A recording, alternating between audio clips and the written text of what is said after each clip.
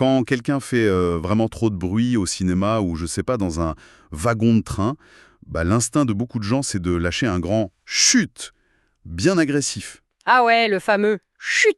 Voilà. Ou au moins, tu vois, de lancer un gros regard noir.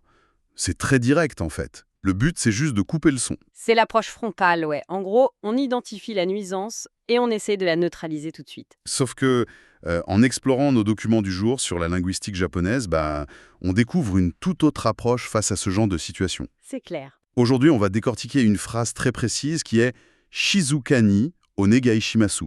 Ouais, Shizukani onegai shimasu. C'est ça. Et littéralement, ça veut dire « merci de rester silencieux » ou « merci de garder le silence ». Et la mission de notre analyse aujourd'hui, c'est de montrer que c'est pas juste du vocabulaire, quoi. Non, pas du tout. C'est vraiment une fenêtre sur la façon dont toute une culture gère la friction sociale, en fait. Du coup, je me demandais en lisant ça, est-ce que c'est juste l'équivalent linguistique d'un agent de bibliothèque qui fait chute, ou est-ce qu'il y a une mécanique, disons, plus subtile derrière? Alors, pour bien comprendre comment ça fonctionne, il faut déjà regarder où cette phrase vit. Parce que les sources montrent qu'on n'entend pas tellement dans un cadre privé. Ah, d'accord. C'est plutôt pour l'extérieur. Exactement. Ça tapisse littéralement les espaces publics partagés. On trouve des panneaux, par exemple, dans les bibliothèques qui disent « Toshokan dewa shizukani onegashimasu ». Donc, dans la bibliothèque, merci de garder le silence. C'est ça. Et c'est pareil dans les rames de train. Densha no naka de wa shizukani onegai shimasu. Les hôpitaux utilisent aussi constamment cette formule, d'ailleurs. Ouais, donc en gros, ce sont toujours des lieux de cohabitation qui sont assez restreints. Avec une densité de population urbaine aussi élevée qu'au Japon, t'as des millions de personnes qui se croisent chaque jour Ouais, c'est immense. dans ces espaces super confinés. Donc, dans ce contexte, le calme public, c'est pas juste une petite politesse, c'est une nécessité absolue pour éviter que le quotidien ne devienne complètement chaotique, quoi. Mais attends, si le calme est une nécessité absolue, et que, mettons, quelqu'un détruit la paix d'un train bondé, pourquoi utiliser une formulation aussi douce? Comment ça? Si je suis dans mon droit et que l'autre personne gêne tout le monde, j'ai pas à lui demander la charité, si. Pourquoi ne pas simplement donner un ordre clair et ferme de se taire?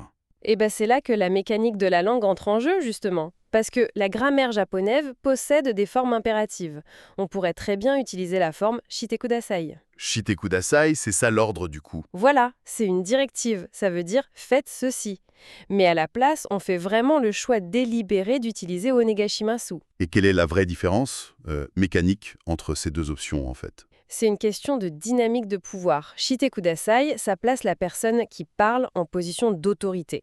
On dicte un comportement. D'accord. Alors que onegashimasu, en revanche, ça s'apparente plus à demander une faveur. On s'en remet à la bonne volonté de l'autre personne. Ah, je vois. Même si cette personne est bruyante et qu'elle est en tort, cette formulation lui offre l'opportunité de corriger son comportement d'elle-même. Donc, au lieu de la braquer avec un chut qui la mettrait direct sur la défensive, on l'invite à collaborer. Exactement. C'est un peu comme envelopper une interdiction formelle dans du velours. C'est une super image. Et ce velours, il est indispensable pour maintenir le wa. Le wa. Oui, le concept fondamental d'harmonie sociale au Japon. Dans une société historiquement insulaire et dense, créer un conflit ouvert ou faire perdre la face à quelqu'un en public, c'est souvent perçu comme une perturbation bien plus grave que le bruit initial. C'est fou, ça. Donc la logique, c'est que le remède de la confrontation directe est pire que la maladie du bruit, en fait. Tout à fait. Le langage agit ici comme un amortisseur. Demander le silence avec onegashimasu, ça permet de réguler l'espace public tout en gardant l'ego de chacun intact.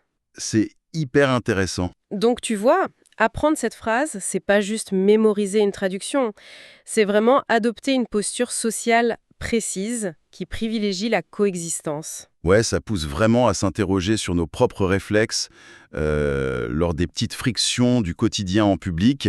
Est-ce qu'on cherche l'harmonie ou est-ce qu'on veut juste imposer notre propre confort? C'est la bonne question à se poser. Mais du coup, ça soulève une autre question presque vertigineuse pour finir notre analyse. Si demander à quelqu'un de baisser d'un ton, ça requiert autant de précautions, autant d'amortisseurs grammaticaux et de velours pour ne froisser personne, Oui, comment la langue japonaise fait-elle pour exprimer une véritable colère? Si le velours remplace la moindre petite friction, à quoi ressemble l'expression d'un profond désaccord? C'est une réflexion fascinante qu'on laisse à tous ceux qui nous écoutent pour méditer bien après la fin de cette plongée dans les documents.